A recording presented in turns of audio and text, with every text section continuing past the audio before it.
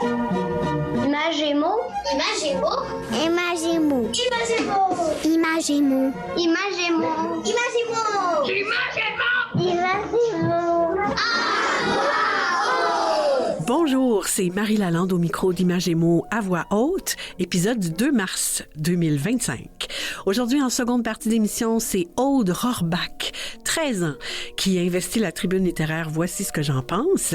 Elle nous parle de la BD Si on était d'Axel Renoir. Dans les coulisses du livre, je reçois l'auteure et illustratrice Élodie Duhamel et on terminera avec quelques événements littéraires qui se vivent tout près de chez vous ou un peu plus loin avec les actualités rares. Mais d'abord, en première partie, dans le segment Dis-moi ce que tu lis, je reçois Geneviève Chauvette et 3 élèves de sa classe de 6e année de l'école Wilfrid Bastien, Jaël Saint-Jean, Mariam Sekri et Lynn Djellab. Elles nous parlent d'un projet d'écriture multigenre autour des livres de Jacques Goldstein. Manquez pas ça parce que il y a plein de surprises qui peuvent arriver dans cette émission-là. On retrouve une collaboratrice en or dans la chronique de Mathilde Routy aussi. Et encore une fois, donc, vraiment tout plein de livres et de choses à découvrir sur la littérature jeunesse. Je m'appelle Amina et j'ai presque 12 ans. Si je rencontrais Jack Goldstein, je lui dirais que j'apprécie beaucoup ses livres qui parlent presque tous de différence et je lui demanderais également comment trouve-t-il toute cette inspiration. Dis-moi ce que tu lis. Dis-moi ce que tu lis, c'est le moment de l'émission où on rencontre des gens qui œuvrent tout autour du monde de la littérature jeunesse et aussi des enfants qui la lisent. Aujourd'hui, j'accueille avec plaisir Geneviève Chauvette et 3 des élèves de sa classe de 6e année, Jaël Saint-Jean, Mariam Sekri et Lynn Djellab. Bonjour à vous 4. Allô. Bonjour. Allô. Allô. L'école Wilfrid Bastien, c'est situé à Saint-Léonard, à Montréal. Ça fait partie du centre de service scolaire. Centre de service scolaire, oui, la Pointe de l'Île, n'est-ce pas? Exactement. Oui, hein? Geneviève, vous êtes une invitée chouchou de l'émission. Je pense qu'on vous a reçu chaque saison depuis le début. Et chaque fois, vous nous parlez d'un projet de lecture ou d'écriture que vous vivez avec vos élèves. Mm-hmm. Cette fois, vous nous parlez du projet d'écriture multigenre. Qu'est-ce que c'est? Le projet multigenre, en fait, c'est l'idée que l'écriture est partout. Donc, de sortir les élèves du carcan de « j'écris pour être évalué ». Puis ensuite, c'est terminé. Donc, de donner du sens un peu à l'écriture, puis qu'on se rend compte qu'il y a de l'écriture partout dans la vie. OK, d'accord. Puis, moi, j'aimerais ça que vous nous donniez, on se dit vous, là, mais on peut se dire tu. Hein? On se connaît. On se dit tu. On se dit tu. Parfait. Alors, j'aimerais ça que tu nous parles des exemples de ce que vous avez fait, parce que vous avez travaillé particulièrement à partir des livres de Jacques Goldstein. Oui, bien, déjà, Jacques Goldstein, je l'utilisais dans plein de situations, dans d'autres réseaux, par exemple en CCQ et tout. En CCQ, pour les néophytes. Culture et citoyenneté québécoise. C'est donc le programme. Ouais. Mais à travers les œuvres de Jacques Goldstein, il y a toujours beaucoup de preuves d'écriture, de lecture. On voit beaucoup de livres. Les personnages ont souvent des livres autour d'eux. Et j'ai décidé d'utiliser ces albums justement pour montrer aux élèves que l'écriture est partout. Donc, par exemple, j'ai une équipe qui a travaillé sur le Dragon Vert, dans lequel ils ont rédigé un menu de restaurant. OK. Parce qu'on voit un menu dans le Dragon Vert. Exactement. Et donc, tu as invité les élèves ou certaines équipes qui avaient choisi ce livre-là d'illustrer pour vrai. Oui, c'était leur choix, oui. Okay. Ensuite, il y a eu un autre exemple super intéressant que j'ai trouvé, c'était dans l'album Le Tricot, l'histoire de la grand-mère qui raconte un peu l'histoire de la famille à sa petite fille. Ouais. Puis, une des équipes avait vu en fait le Michel Chartrand qui est illustré là-dedans avec la grève de l'amiante dans les années 50. Ouais. Et ça les a touchés un peu, ça les a marqués, ils ont été curieuses, puis sont allés fouiller et ils m'ont rédigé un manifeste en fait sur la grève de l'amiante dans les années 50 avec Michel Chartrand et donc ils sont vraiment allés beaucoup plus loin que ça à quoi je m'attendais, mais c'était franchement intéressant. Dans Jules et Jim, on a eu la rédaction du contrat en fait de l'armistice. Donc, à la sauce 6e année, on se comprend bien, mais ils ont fait les recherches, ils ont poussé un peu qui signait les alliés. et tout. Donc, ils ont vraiment poussé l'écriture par rapport à ça. Ça veut dire qu'on est à la fois en lecture parce qu'ils ont lu les albums, on est en écriture parce qu'ils font une production écrite, mais aussi on est dans d'autres disciplines scolaires. Complètement. L'histoire, la géographie, on ouvre en univers social aussi. Exactement. Ben, c'est dans le fond, les élèves vont où est-ce qu'ils veulent aller, en lien avec ce que la lecture leur a inspiré.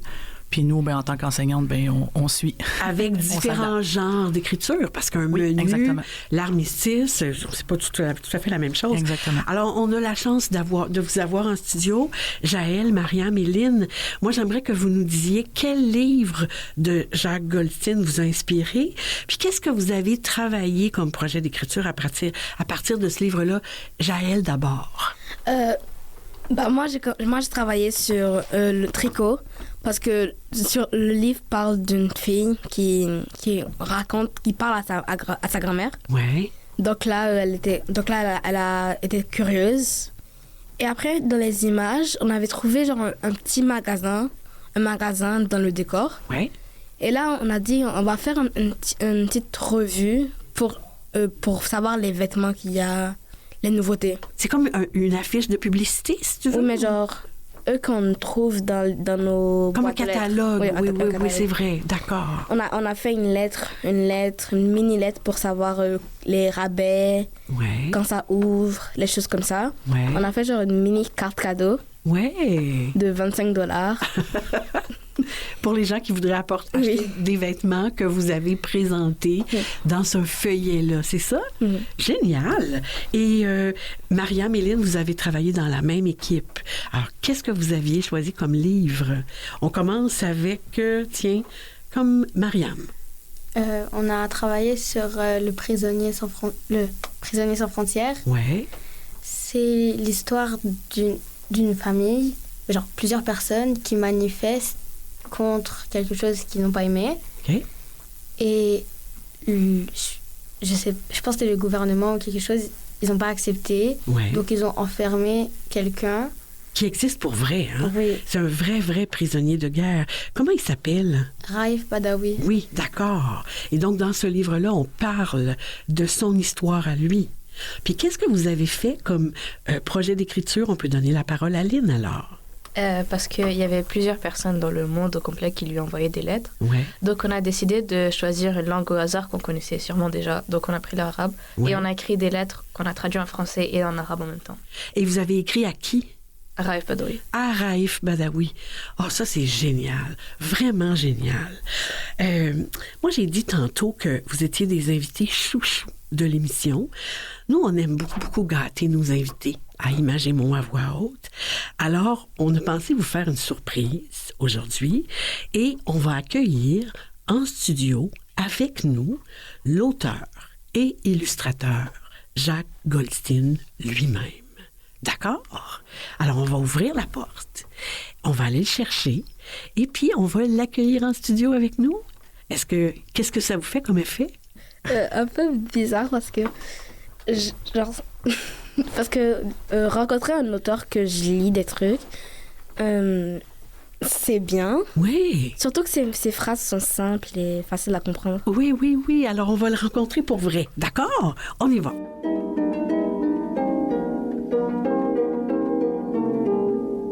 Bonjour, Jacques Goldstein. Eh bien, bonjour Marie, bonjour. Eh bien, merci d'avoir accepté notre invitation. Jacques, vous avez entendu les explications de Geneviève et de Jaël, de Mariam et de Lynn à propos de leur projet d'écriture multigenre qui implique vos livres. Qu'est-ce que ça vous fait d'apprendre ça? Qu'est-ce que vous en pensez d'un projet pareil? Ben, je trouve ça formidable. Mais en même temps, je veux leur dire que quand j'écris ces livres-là, en fait, je vais faire une confession, c'est que, en fait, je les écris pour moi beaucoup. J'essaie de me faire plaisir. Ça fait pas si longtemps que ça. Enfin, ça fait une dizaine d'années que j'écris des histoires comme ça. Et en fait, c'est des histoires que j'aurais voulu qu'on me raconte quand moi j'étais jeune. Donc, Donc, tant mieux si ça rejoint des gens. Mais je pense que peut-être si je pensais trop au lecteur, en me disant, mais qu'est-ce que Jaël, qu'est-ce que Mariam va penser, peut-être que ça m'intimiderait, peut-être que ça me bloquerait un peu.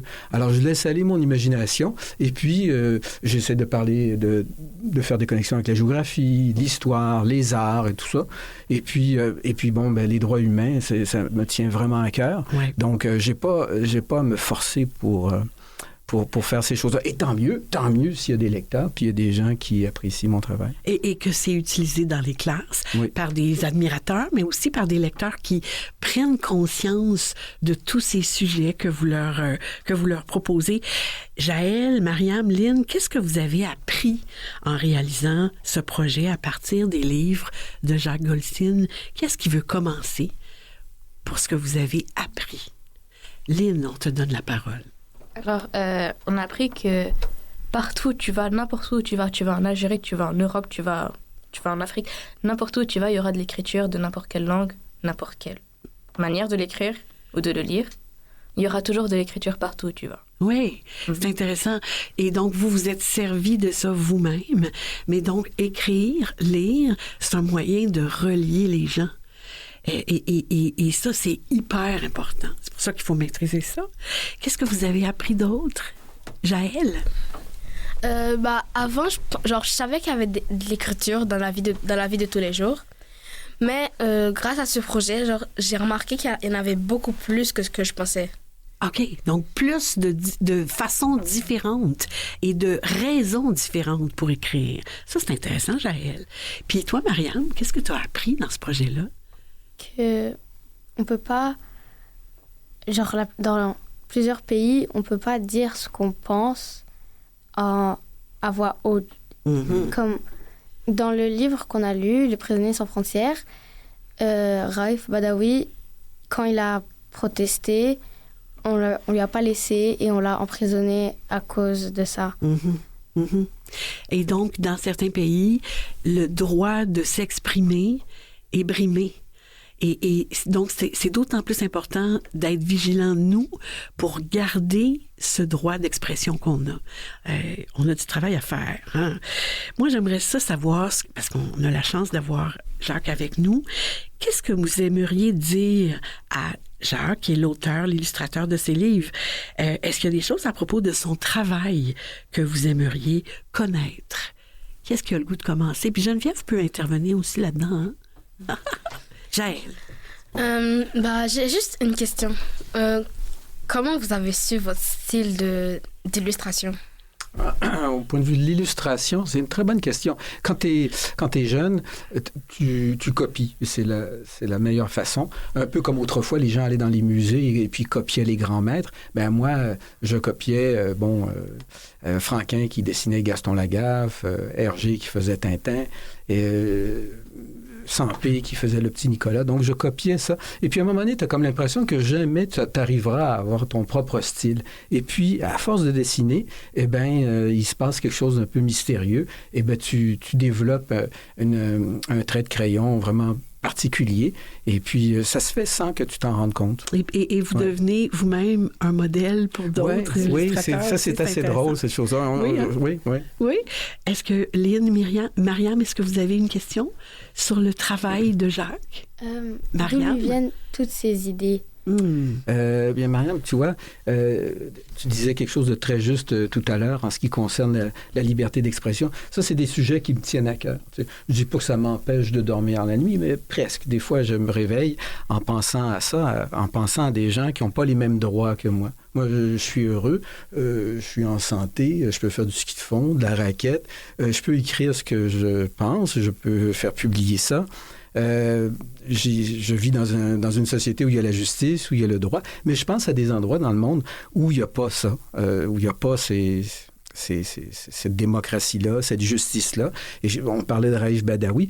Moi, je me suis intéressé un peu à ce qu'il a fait. Je me suis dit, il a dû faire des choses vraiment terribles, cet homme-là. Peut-être que c'est un meurtrier, peut-être qu'il a battu des gens. Et puis, en fait, tout ce que j'ai découvert, c'est qu'il réclamait des droits en Arabie Saoudite. Il disait, moi, je veux avoir des droits pour les femmes, je veux avoir des droits... Il a dit haut et fort. Oui, exactement. Et il s'adressait au sultan, ou pas au sultan, mais à son Altesse royale, de façon très polie, etc. Mais il y a des pays où tout, tu peux pas parler. Et ça m'indigne. Et c'est pour ça que je suis associé, entre autres, avec Amnesty International, parce que chaque année, ils font un marathon d'écriture. C'est ce qui m'a inspiré pour le Prisonniers sans frontières. Et quand tu vois cette liste de gens, par exemple, chaque année, il y a une vingtaine de personnes qui sont ciblées. Alors, ça peut être des gens qui travaillent à la radio, ça peut être des journalistes, ça peut être des enseignants, ça peut être des gens de tous les milieux, des dessinateurs, etc., et qui sont jetés en prison parce qu'ils n'ont pas fait plaisir soit au dictateur, ou au roi, au pouvoir. Alors, on a comme l'impression que c'est peut-être un scénario de film, que c'est pas dans la réalité, mais c'est vrai. Puis bon, si je peux arriver à faire quelque chose, et puis peut-être la plus grande récompense, c'est de voir qu'il y a des gens comme vous, des jeunes qui s'intéressent à ça, puis ça va peut-être changer votre vie, puis peut-être que vous allez être des ambassadeurs à un moment donné, peut-être que vous allez pouvoir expliquer ça aux gens dans votre famille, vos cousins, vos frères, vos sœurs, et puis en parler à l'école.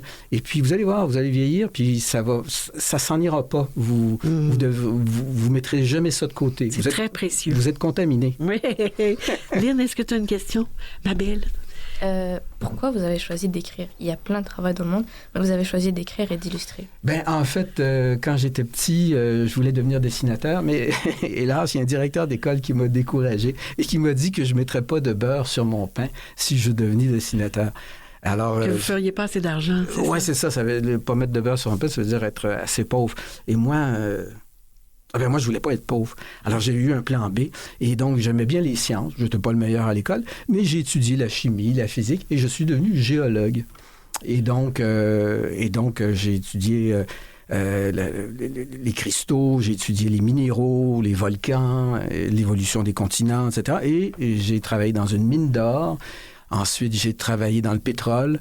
Et puis, le hasard a fait que je suis revenu au dessin. Donc, mais ça n'a pas été des années perdues parce que je ramasse encore des cailloux puis je m'intéresse à la planète, au sort de la planète, au changement climatique, etc. Mais juste pour terminer, le directeur d'école qui m'avait dit que je ne mettrais pas de beurre sur mon pain, il a eu raison parce que je ne mets pas de beurre sur mon pain. J'aime pas le beurre, ni la margarine, mais j'aime le Nutella, j'aime la confiture. On met autre chose sur le pain. Confiture de framboise, j'adore. Geneviève, vous lisez Jacques Goldstein, tu lis Jacques Goldstein en classe depuis longtemps. C'est une inspiration pour toi, tant en écriture qu'en lecture. Pourquoi? Comment? Déjà, ça part des débrouillards que moi, je lisais à l'époque, donc Beppo et compagnie. Donc, à chaque fois que je voyais que ça venait de lui, là, j'étais intéressée. Puis là, est arrivé Jules et Jim, Les Étoiles, qui est un coup de cœur incroyable. Puis mon coup de cœur à moi a vraiment été le tricot, étant très, très proche de ma grand-mère, maintenant décédée. Ouais. Ça me ramène à elle, assise en train de tricoter, moi devant le foyer, à regarder la télé avec elle, à me faire regarder les jours de tempête. Donc, c'est sûr que ça vient me chercher. Puis c'est tous les repères culturels qu'on retrouve dans ma chère ville de Montréal que j'aime tant. Ah oui, qui sont effectivement beaucoup mis en valeur. Exactement. Dans les livres de Jacques, tout à fait. Et c'est drôle parce que, Geneviève, tu mentionnais quelque chose tout à l'heure à propos du tricot. Tu parlais de Michel Chartrand, par exemple, et il se promène avec un étendard rouge qu'on lui a tricoté, c'est son chandail, et puis il y a des pancartes, c'est écrit « Grève de l'amiante ». Donc, je pense que vous avez fait une recherche là-dessus. Qu'est-ce qui s'est passé en 1949? Un conflit terrible à ce moment-là. Et c'est drôle parce que les livres ont été traduits en quelques langues, dont en italien. Et eux autres, ils n'ont pas écrit « Grève de l'amiante », ils ont écrit sur la pancarte « Non à l'amiante, on ne veut pas d'amiante ». Alors que c'était pas ça du tout. Les ouvriers voulaient avoir des meilleures conditions de travail, mais c'était pas à l'époque, ils savaient, on n'était pas aussi bien renseignés. Donc, c'est drôle, ces histoires-là. C'est formidable. Et on aurait pris, on l'a dit tout à l'heure, entre nous, on aurait pris une journée complète avec Jacques. Mais bon, alors, on va prendre ce temps-là qu'on a eu ensemble. Merci d'abord pour la belle surprise, Jacques Goldstein. Au plaisir de vous lire encore, puis d'apprécier les dessins, les illustrations que vous faites. Merci à vous trois, Jaël Saint-Jean, Mariam Sécry et Lynn Gelab. Bonne fin de 6e année.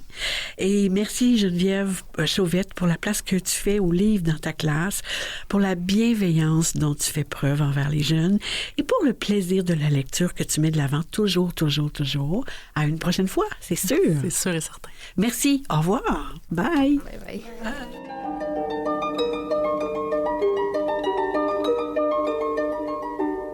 La chronique de Mathilde. Bonjour Mathilde. Bonjour. Très heureuse de vous retrouver encore aujourd'hui. On rappelle que vous avez assuré avec Marie Barguerdjian les balados Raconte-moi une histoire qu'on a diffusé ici à Images et mots à voix haute, que vous étiez jointe avec beaucoup d'enthousiasme à son projet. On a tous besoin d'histoire, que vous travaillez maintenant au Salon du Livre de Montréal et que vous assurez ici cette chronique en nous proposant des sujets qui nous font réfléchir, toujours en lien avec la lecture. Aujourd'hui, vous nous parlez de l'éveil au livre et au récit. Exact. Oui, et je me suis dit que pour rentrer dans le sujet, j'allais d'abord vous raconter une anecdote. Alors, quand j'étais animatrice de l'heure du conte pour les bébés en bibliothèque, une fois, à la fin d'une séance, je m'approche d'un couple qui était venu avec leur fille, qui avait à peu près 1 an et demi, 2 ans. Mm-hmm. Et la maman est très fière de me dire qu'elle lit tous les jours avec leur enfant, mais je sens un certain scepticisme. Et le papa, il enchaîne rapidement en disant qu'il comprend pas tellement l'intérêt de tous ces livres, qui listent les bruits des animaux, les couleurs ou les moyens de transport.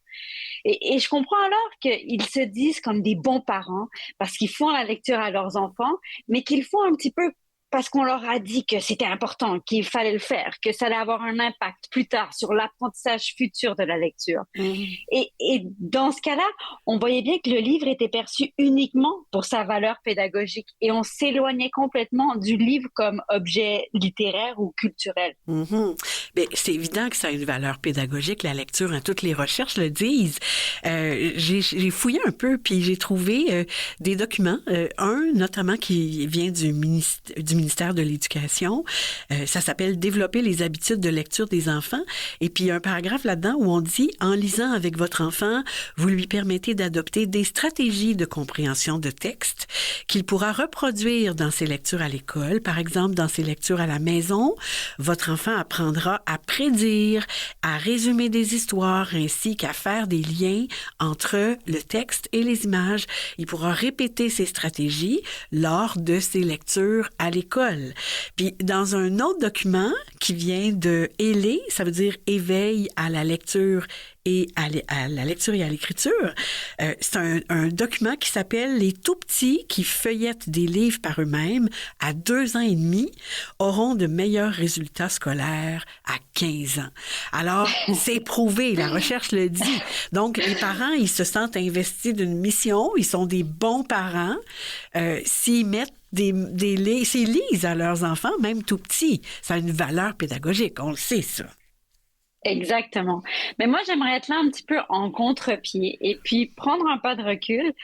Et puis, en fait, à la base de l'éveil au livre et au récit, c'est vraiment un moment privilégié qu'on offre à un enfant. C'est vraiment un moment où on se retrouve seul avec un bébé, un tout petit ou un enfant, et un adulte autour de l'objet livre. Et puis cette lecture, elle doit être gratuite, juste pour le plaisir. Et donc sans évidemment cette visée pédagogique, donc évidemment ça aura des impacts à long terme, mais sans être dans le questionnement. Est-ce que mon enfant il a bien compris? Combien il y a de chats dans cette image? Pas du tout comme ça. Là on est juste dans le texte, dans la lecture, à partager un moment. Et puis on va voir très rapidement qu'on suscite des émotions chez notre enfant. Et ce qui est bien, c'est de les noter. De voir d'un seul coup que l'enfant, il s'arrête sur cette illustration, il se questionne. Là, on peut réenchérir à avoir une discussion avec l'enfant. Mais vraiment, se mettre au rythme de l'enfant. Si d'un seul coup, il veut s'arrêter sur cette double page parce qu'il voit une grenouille qui est en train de boire dans l'étang, ben on s'arrête, on prend un moment, puis on regarde ça ensemble. On est vraiment là, comme adulte, que ce soit un parent ou plus tard un éducateur, on doit protéger l'attention de cet enfant pour qu'il reste dans ce moment-là. Ouais. Et puis, c'est vraiment ça qu'on doit se dire, on est en train de créer du lien. Et puis, c'est ça qui est magique, c'est de ce petit moment privilégié. Et puis, justement, dans les formations que j'ai suivies, on travaille vraiment à avoir une rencontre qu'on dit intime et affective avec la lecture. Que le livre, il n'est pas juste cet objet scolaire où on doit apprendre à lire, qu'on va avoir des notes. C'est vraiment ce petit moment magique qui est créé autour de cet objet. Oui, oui. Mais ça me rappelle quand mes enfants, qui sont des adultes maintenant, étaient petits, ce moment-là, ils venaient souvent, quand on pouvait, là, mais surtout systématiquement tous les soirs au coucher, c'était que ça ait bien été ou pas dans la journée. Ce moment-là, c'est un moment précieux, c'est un moment cocon, et c'est un moment de plaisir avec les deux garçons qu'on avait, autant mon conjoint que moi, vraiment. Et puis justement, je trouve que nos vies vont tellement vite. Et surtout dans ce contexte avec les écrans qui parfois nous éloignent, nous-mêmes en tant que parents qu'on est happés, ou les enfants qu'on met devant les écrans.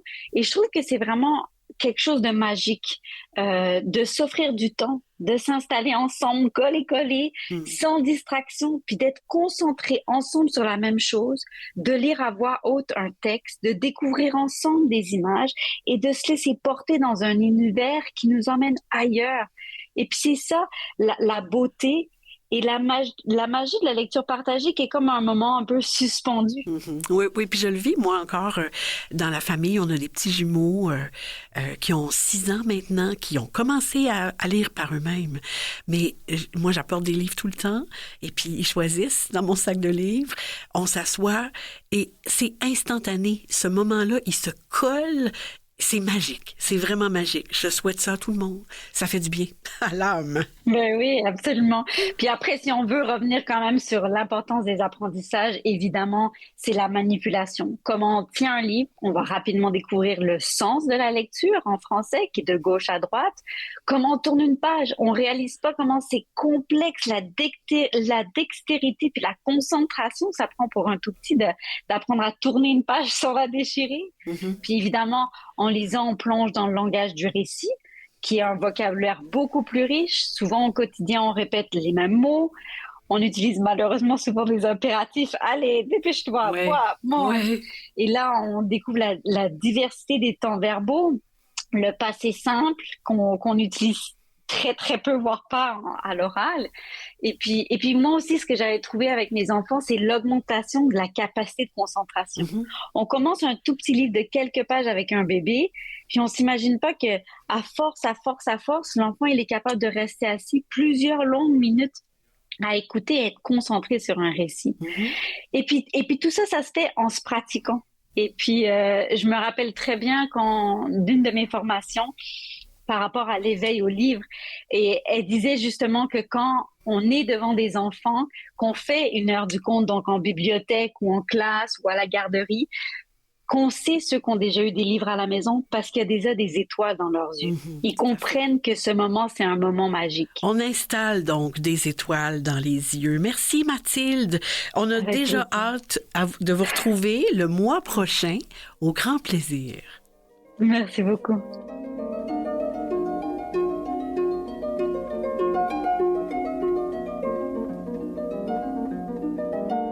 Restez avec nous. Après cette courte pause, il y aura la chronique Tribune littéraire. Voici ce que j'en pense avec Aude Rohrbach, 13 ans. Elle nous parle de la BD Si on était d'Axel Renoir. Dans les coulisses du livre, je reçois Élodie Duhamel, autrice et illustratrice. Et il y aura des actualités littéraires. À tout de suite.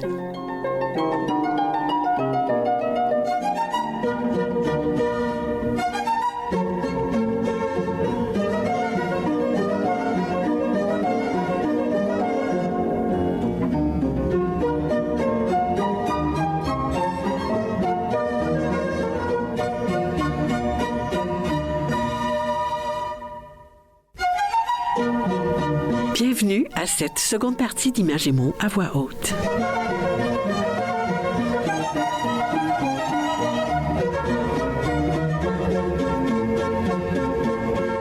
Tribune littéraire, voici ce que j'en pense. La chronique Tribune littéraire, voici ce que j'en pense, est offerte à des jeunes du secondaire ou de la fin du primaire. Et aujourd'hui, on accueille avec plaisir Aude Rohrbach. Bonjour Aude. Bonjour. Aude, tu as 13 ans, tu étudies en première secondaire à Robert Gravel. C'est une école secondaire du CSSDM qui met l'accent sur l'art dramatique. Tu es particulièrement intéressée par le jeu et par tout ce qui touche la production. Tu aimes lire, entre autres, des livres où on retrouve de l'horreur, du fantastique, autant que du réel, et l'humour dans les bandes dessinées. Et aujourd'hui, c'est toi qui occupes la tribune littéraire. Voici ce que j'en pense. De quel livre veux-tu nous parler, Aude? Au début, je ne savais pas vraiment quel livre choisir car il y a vraiment beaucoup de livres que j'ai adorés. Mais un soir, j'ai relu Si on était de Axel Lenoir et ça m'a donné envie d'en parler ici parce que c'est un livre que je lis et relis sans arrêt. Ah, oui! Cette BD, je dis cette BD, mais il y a 2 tomes, a été écrite et illustrée par Axel Lenoir qui, outre Si on était, a écrit une 12aine d'autres livres dont L'Esprit du camp, que j'ai aussi lu et trouvé captivant. Et c'est quoi l'histoire, le concept de Si on était? L'histoire, c'est 2 meilleures amies, Nathalie et Marie, qui, depuis qu'elles se connaissent, ont inventé un jeu qu'elles ont appelé Si on était. Et le concept, c'est qu'une d'elles lance un thème, exemple, si on était des parents dans Harry Potter ou si on était des créatures fantastiques, et elles se mettent à fantasmer dessus. Mais c'est un jeu avec des règles très strictes. Nat et Marie sont des vrais pros, mais on a l'impression qu'elles seules connaissent les règles. En fait, c'est plein de petites histoires qui durent à peu près 2 pages, et à chaque histoire, il y a un si on était différent. Bien sûr, il n'y a pas juste ça. Parfois, on voit des pages du journal intime des personnages ou encore des scènes de quand elles étaient plus jeunes. Et je dis qu'à chaque fois, c'est une histoire différente, mais il y a quand même un fil à l'histoire. On pourrait croire que l'histoire se déroule seulement dans leur imaginaire, mais en réalité, on les suit surtout au quotidien. Il y a des scènes où elles se trouvent au parc ou à l'école. Est-ce que tu aurais un exemple pour qu'on comprenne mieux? Pour exemple, je peux vous lire un extrait qui me fait vraiment rire. Alors, il se passe dans le passé, car on y voit la rencontre de Nat et Marie. Nathalie est assise sur une balançoire seule, et Marie arrive et demande « Tu te balancines pas? » On dit « balancer ». « Tu viens de gâcher tout le plaisir que j'avais à me balanciner. »« Balancer, désolée. »« Pourquoi t'es tout le temps toute seule? »« Parce que les autres m'aiment pas. »« Et pourquoi ils ne t'aiment pas? »« Parce que je les aime pas. »« Pourquoi? » Ils m'appellent tout le temps par des surnoms comme Carotte, Cheveux Carotte, Madame la Carotte, Nathalie la Carotte, Orange Carotte, Anne et Anne la Maison au pignon vert. Qui est l'idiot qui a cassé la chaîne avec Anne la Maison au pignon vert? Je sais, c'est insupportable. Voilà, c'était ça. C'est un bon exemple. Et pourquoi toi, Aude, t'aimes ce livre? Il y a beaucoup de choses qui ont fait que j'aime ces BD. Premièrement, j'adore les personnages. Ils sont tous vraiment drôles, mais avec des humours différents. On perçoit bien leur personnalité et malgré toutes leurs différences, ils se complètent. D'ailleurs, au début du livre, il y a comme une fiche de personnalité pour les 2 personnages principaux. Au fil du livre, on comprend aussi que Nathalie veut paraître sûre d'elle et cool, un peu ténébreuse, mais que finalement, elle a un petit côté gêné et sensible. Marie, elle passe plutôt pour la bizarre qui fait des blagues pas drôles, mais en réalité, elle est vraiment intelligente. Et il y a aussi les personnages secondaires comme Sam, Jandu ou Sasuke, les chats de Marie, qui sont full différents, mais tous vraiment cool. Une deuxième chose que j'adore du livre, ce sont les illustrations. L'autrice met beaucoup de couleurs et sait bien dessiner les émotions. Sans lire la page, on pourrait deviner tout ce qui se passe et comment se sentent les personnages. Et les émotions sont souvent exagérées et ça me fait tout le temps rire. En plus, Nat et Marie sont toujours habillées différemment avec des coupes de cheveux différentes et ça met de la vie au livre. Finalement, je pense que cette BD, c'est ma préférée parce qu'en écrivant ce texte, ça m'a juste fait réaliser à quel point je l'aime. Et pour ceux qui veulent la lire, elle a été publiée chez Front Froid. Chez Front Froid. Donc, on rappelle le titre, Si on était, de Axel Lenoir, et c'est publié chez Front Froid.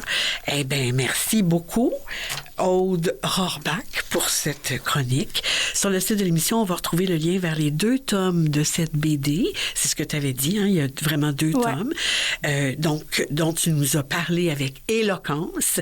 Et au plaisir, Aude, d'une prochaine collaboration. Merci beaucoup. Merci.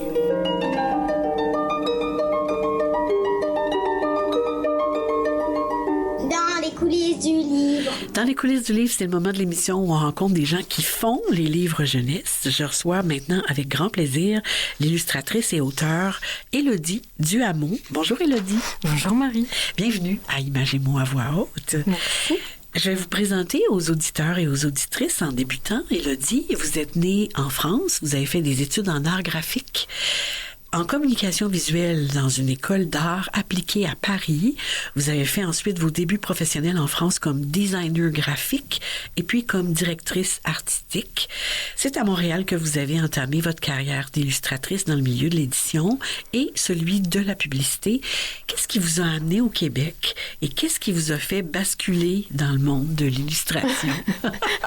Alors, le Québec, j'étais venue plusieurs fois en vacances. Ça me faisait de l'œil depuis un petit moment. Et puis, les dernières vacances ont été définitives. Oui, c'est ça. Je suis venue m'installer quelques mois après et puis je pensais rester 6 mois. Ah bon? Me voilà bientôt à fêter 10 ans. Donc, quand même. Ça fait 10 ans. Ça va faire 10 ans dans un mois. Allez. Ah, et donc, je suis très heureuse. Et nous donc, à partir de 2019, vous avez illustré plusieurs albums chez plusieurs éditeurs. En fait, je reviens à ma question précédente. Oui. Qu'est-ce qui vous a fait basculer dans le monde de l'illustration?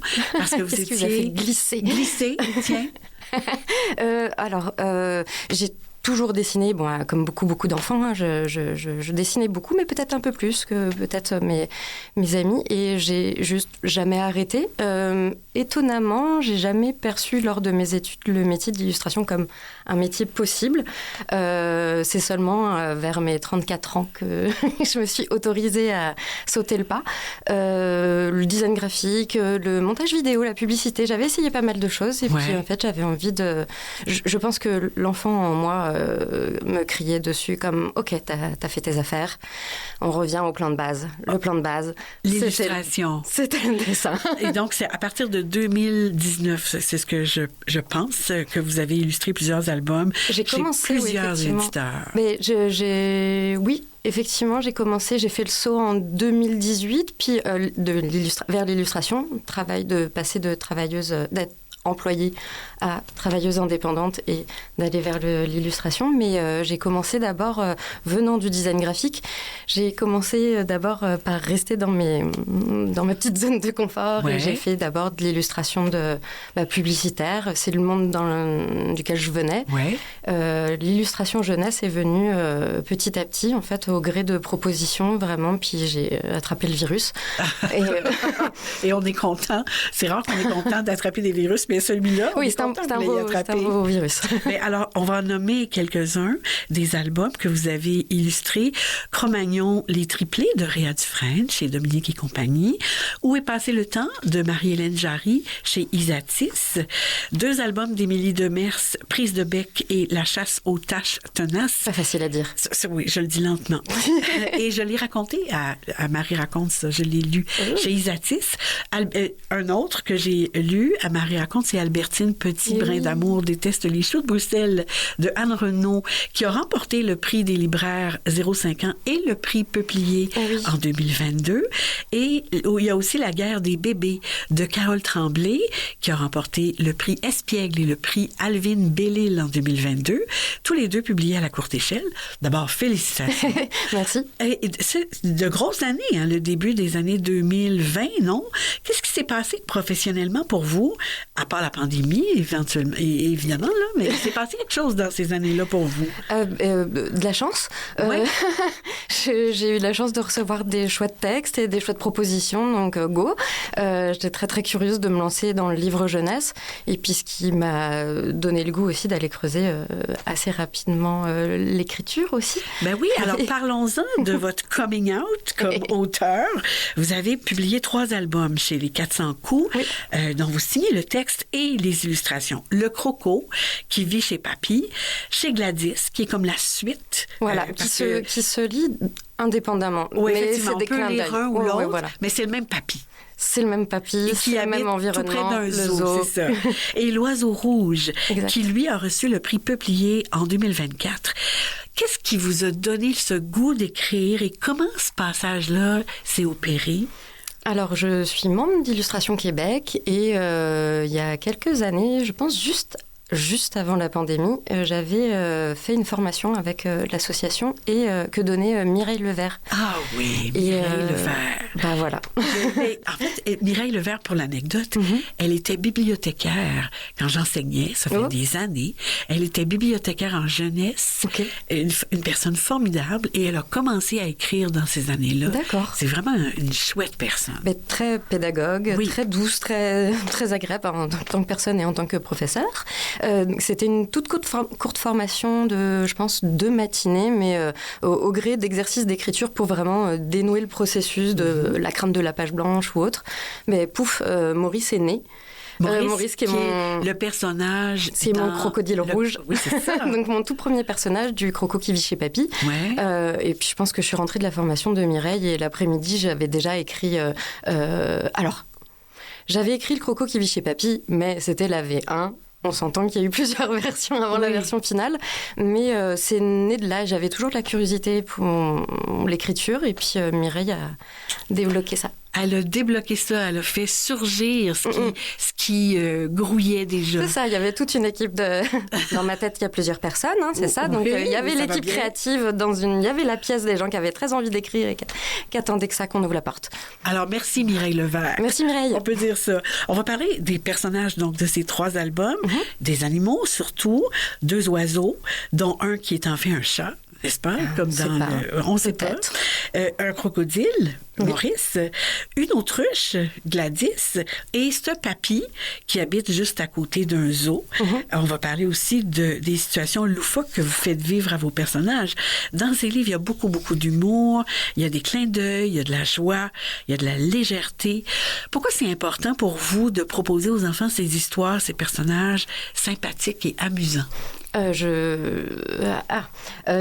pense que j'ai besoin de m'amuser de toute façon quand je le fais. Il faut savoir que je ris beaucoup toute seule en dessinant, parce qu'en écrivant, déjà je suis mon premier public, donc j'ai besoin que ce soit coloré, vivant, expressif, léger.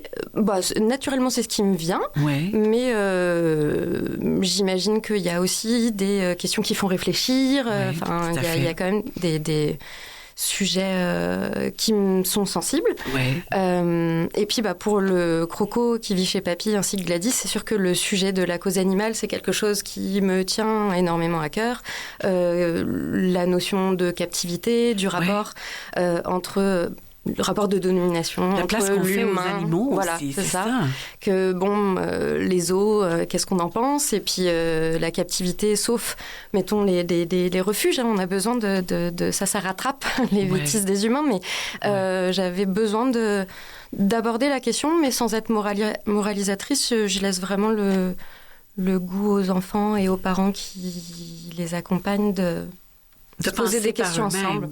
Oui, c'est ça. C'est comme je donne un point de vue où je questionne et puis j'ai envie de créer éventuellement des conversations aussi à la maison. Et ça le fait, vraiment. Moi, je l'ai lu. Je les ai lus en fin de semaine, vos 3 livres, à des petits qui ont beaucoup, beaucoup apprécié et on a discuté. Ça suscite des questions intéressantes. J'aimerais être une petite souris. Oui, hein? Parallèlement, dans quelques-uns des livres que vous avez illustrés pour les autres, vous avez su aussi présenter habilement des sujets moins légers, des sentiments, des émotions différentes, comme dans Les Ballons d'eau, une histoire hyper sensible de Sarah de Gonze, qui est publiée à La Bagnole, ou encore un bouquet de lettres abécédaire du livre de Jocelyn Boisvert chez Québec Amérique. Ça, c'est une ode à la lecture, en fait. Ou bien dans Les drôles de choix d'Anna et Les drôles de solutions de Simon de Geneviève Simard, tous les 2 publiés chez Ground. C'est sur l'affirmation de soi, ces 2 livres. C'est ça, des enfants atypiques dans leur personnalité ou dans leur hobby. Donc, c'est une collection qui s'appelle Bizarre Moi. Et puis ça, ce sont les 2 premiers tomes qui sont sortis. Le prochain s'en vient. Et le prochain, c'est vous qui allez l'illustrer aussi? Oui. Ah, c'est bien. Et puis, on va aussi nommer 12 câlins pour grandir, qui est sorti tout récemment, c'est janvier 2025. Ça, c'est un tout carton pour les tout petits, sur la force des câlins. On l'aime beaucoup. Est-ce que c'est un défi, ces sujets plus sérieux, pour vous, comme illustratrice? Pas vraiment, je l'ai pas vu comme ça. J'ai pas vu ça comme quelque chose de lourd. En fait, ce que je trouvais intéressant dans le cas de la collaboration pour les ballons d'eau avec Sarah de Gonze et pour la collection Bizarre Moi avec Geneviève Simard, c'est la première fois que j'illustre des enfants existants. Alors, pour le personnage principal des ballons d'eau, c'est la fille de Sarah, donc qui s'appelle Charlie et qui partage sa vision de l'hypersensibilité émotionnelle. Et pour les drôles de choix d'Anna et Simon. Alors Simon, c'est pas à ma connaissance un enfant existant, mais Anna, oui, c'est vraiment basé sur le personnage de la fille de l'autrice aussi. Et je trouvais ça intéressant en fait d'illustrer un personnage, une personne qui existe vraiment, évidemment avec des tonnes de liberté, mais pour ce qui est des émotions, de sujets peut-être plus sensibles, j'étais très à l'aise. J'aime beaucoup la variété. J'aime beaucoup exprimer tout un tas de choses. Et c'est sûr que c'était un beau terrain de jeu là-dessus pour la variété. Ça reste très dynamique. Ça reste. C'est très vivant. C'est ça. Puis comme les émotions lourdes dans les ballons d'eau, comme les émotions explosives, je trouve que c'est intéressant aussi. Ça permet d'avoir un rythme très différent dans le livre. Puis qu'on soit hypersensible ou non. Ça touche les gens quand même. Pourquoi vous pensez que... En fait, moi, j'aimerais qu'on revienne sur ce que vous avez dit tout à l'heure. Vous faites de l'illustration éditoriale, de l'illustration pour publicité. Qu'est-ce qui distingue ces deux domaines pour les gens qui ne connaissent pas ça? Alors, c'est vraiment des exercices très différents. L'illustration éditoriale, c'est accompagner un article avec une illustration qui va souvent être... c'est un exercice, c'est une gymnastique vraiment différente, plus conceptuelle, à savoir de montrer en une seule image plusieurs idées. Donc je trouve ça très intéressant, puis j'aime la variété des projets. C'est sûr que là c'est très très court, c'est une image pour faut aller une campagne vite tout de suite, faut qu'on comprenne rapidement. Oui. Et puis sur la campagne publicitaire, ça va être plus au service d'une marque, ça peut occuper. C'est ça, c'est la variété aussi en temps de... En termes de durée. J'aime avoir des projets de livres qui vont m'accompagner sur plusieurs mois, comme un projet d'illustration éditoriale, c'est une image. En publicité, ça peut être dans ma vie pour une semaine comme 2 mois, mais c'est des exercices très très différents, puis des cibles différentes. Je ne m'adresse pas nécessairement aux enfants dans ces cas-là. Et puis c'est encore en lien avec finalement ma formation de designer graphique. C'est encore tout autre chose que quand je fais des livres, c'est moi à 100%. Oui, c'est ça, c'est intéressant ça. Vraiment. Parlons technique. Parce que c'est ce qui vous définit aussi. Avec quels matériaux aimez-vous travailler pour illustrer?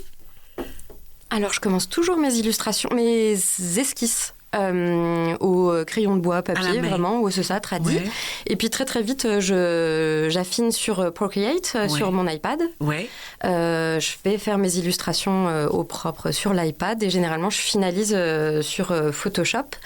Ma petite tambouille, est-ce que c'est ce qu'il y a de plus efficace? En tout cas, ça marche pour moi. Et quand je fais des livres, je fais aussi en parallèle une maquette sur InDesign. C'est...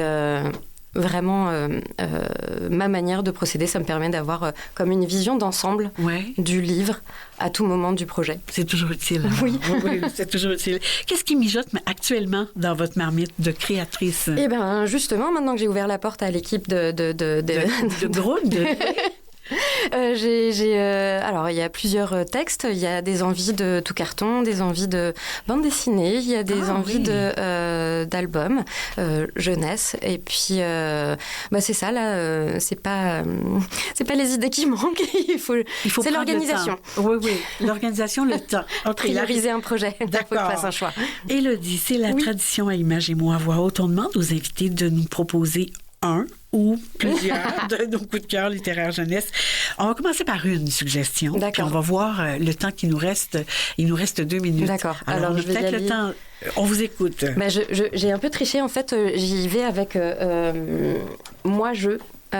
Aux éditions Varum, en fait, Aude Picot, qui est mon autrice favorite de bande dessinée, il y a 20 ans de ça, elle a sorti 2 petits volumes. C'est vraiment une mini BD, qui parlait de sa vingtaine, très auto-centrée, et c'est très très drôle. Mais voilà que 20 ans plus tard, elle sort un 3e volume qui parle de la quarantaine et j'ai vraiment hâte.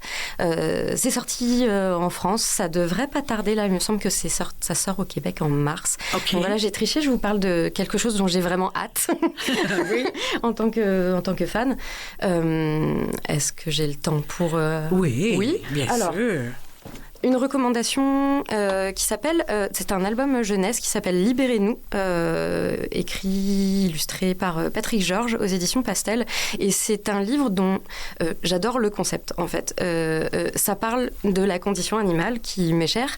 Et le principe est très simple, il n'y a pas de texte. Ouais. Sur chaque double page, on a, une situation où la page de droite, on va avoir... Oui, ça va, on continue. Oui. Oui. Sur la page de droite, on a une situation où l'animal est en captivité. Sur la page de gauche, on a une situation où l'animal reprend sa liberté. Et l'animal est sur un calque. C'est ça. C'est ça. Et je trouve ça fantastique de donner le pouvoir, en fait, à l'enfant de libérer à chaque page un animal. Libre à chacun après de se poser des questions. Il n'y a pas d'histoire à proprement parler, mais comme on veut. C'est vraiment intéressant. Génial. Puis je trouve que ça doit être très, très, très enthousiasmant pour un enfant de te dire hey, c'est moi qui libère. Là. J'ai du pouvoir. Ouais. C'est ça. Oh, merci à vous, Élodie Duhamel, pour cette rencontre. Merci pour vos illustrations pleines de couleurs vives, pour les personnages touchants que vous savez animer, pour les ambiances que vous créez, pour l'humour toujours, et pour la légèreté que vous offrez aux petits comme aux grands. Au plaisir de vous lire encore. Merci beaucoup. Plaisir.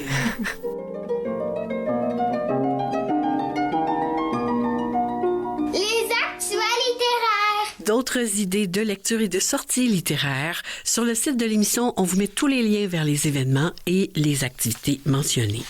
Dimanche prochain, le 9 mars, à Marie raconte, je lis Le village dans la mer de Félix Girard des éditions de Lisatis. Philibert en a assez. Son petit village construit sur une île au milieu de l'océan n'est plus le paradis rêvé. La mer monte toujours plus haut chaque année et l'intensité des pluies printanières oblige les villageois à se réfugier sur le toit de leurs habitations. Pour protéger sa maison, legs de ses grands-parents, Philibert demande de l'aide au géant qui vit dans l'île voisine. Une magnifique histoire sur l'importance des liens que nous développons avec une touche écologique qui évoque les changements climatiques. On en écoute un extrait. Philibert prit son courage et ses rames à 2 mains et se rendit à la grotte du géant, située sur une sinistre île voisine où personne ne s'aventurait jamais.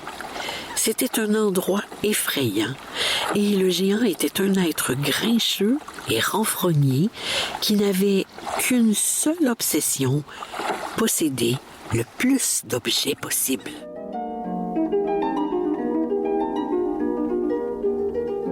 Une série de félicitations maintenant. D'abord à Geneviève Després. L'illustration tirée du livre 24 décembre, publié chez Deux. Premier texte pour Arthur Drouin, qui collabore ici avec sa mère, illustratrice, a remporté le certificat Merit Award à la compétition internationale e-Jungle dans la catégorie livre. Ensuite, à Manon Gauthier, son album Nous tous est l'un des 10 albums jeunesse en français sélectionnés pour le club de lecture d'été TD 2025. À Roxane Turcotte, qui a reçu le 29 janvier dernier une grande distinction remise au nom de Madame Manon Janotte par Madame Muriel Laberge, rectrice de l'Université du Québec en Outaouais, une médaille de la lieutenant-gouverneure du Québec en reconnaissance de son implication à donner le goût de lire aux jeunes. On connaît les finalistes jeunesse du prix des libraires, mais au moment où on enregistre cette émission, la cérémonie de remise des prix Volet Jeunesse 2025, elle, a lieu le 24 février, donc après notre enregistrement. Alors, je vous laisse sur notre site le lien utile pour connaître les lauréats. Félicitations à chacun, ainsi qu'à tous les finalistes dans les 8 catégories: bande dessinée 0-5 ans, 6-11 ans, 12-17 ans, Québec et hors Québec. Samedi 8 mars, de 10h30 à 11h30, c'est l'heure du conte bimensuel pour les 3-7 ans à la librairie Le Port de Tête au 222 rue Mont-Royal. Également, le samedi 8 mars, de 11h à 17h, se tiendra également le Salon du livre des Laurentides au Centre culturel et communautaire Thérèse de Blainville, au 120 boulevard du Séminaire à Sainte-Thérèse. C'est gratuit pour les moins de 12 ans. Parmi les diverses activités qui se dérouleront durant la semaine de relâche dans la plupart des bibliothèques municipales, en voici 2 particulièrement intéressantes. Du 3 au 7 mars à la bibliothèque Mordecai Richler au 5434 avenue du Parc à Montréal, il y a le club de lecture de la relâche pour les 7 ans et plus et c'est gratuit. L'entrée est libre. Pour information, le numéro de téléphone et le lien sont sur notre site. Jusqu'au 9 mars, sur le parvis de la Grande Bibliothèque, dans le cadre de l'exposition Lumino, sont présentés les Fabuloscopes. Voici ce qu'on en dit. De véritables machines d'animation qui redonnent vie à des légendes atikamekw. En tournant un grand volant, vous pourrez transformer un récit composé d'images fixes en une boucle animée grâce à la persistance rétinienne qui permet à vos yeux et à votre cerveau de superposer une image vue sur de nouvelles images. Vous verrez alors les mythes atikamekw prendre vie devant vous. Pour les infos, le lien est sur notre site. En terminant, soulignons quelques sorties de livres récentes ou à venir. Chez les 400 coups, Arthur le robot aspirateur de Marie-Catherine Lapointe et Aurélie Grand à paraître le 4 mars. Quand Philippe aperçoit le Super Boom Max 500 dans la vitrine du quincaillier, c'est le coup de foudre. Il est convaincu que sa famille et lui ont absolument besoin de ce fameux robot aspirateur intelligent. Mais bon, faut voir comment ça se passe pour la suite. Et chez Métamorphe de Rachel Griner et Claire Owen, traduit par Sophie Deshaies, Sais-tu d'où viennent les bébés? Un livre inclusif qui explique comment débute chaque famille. Voilà, c'est tout pour aujourd'hui.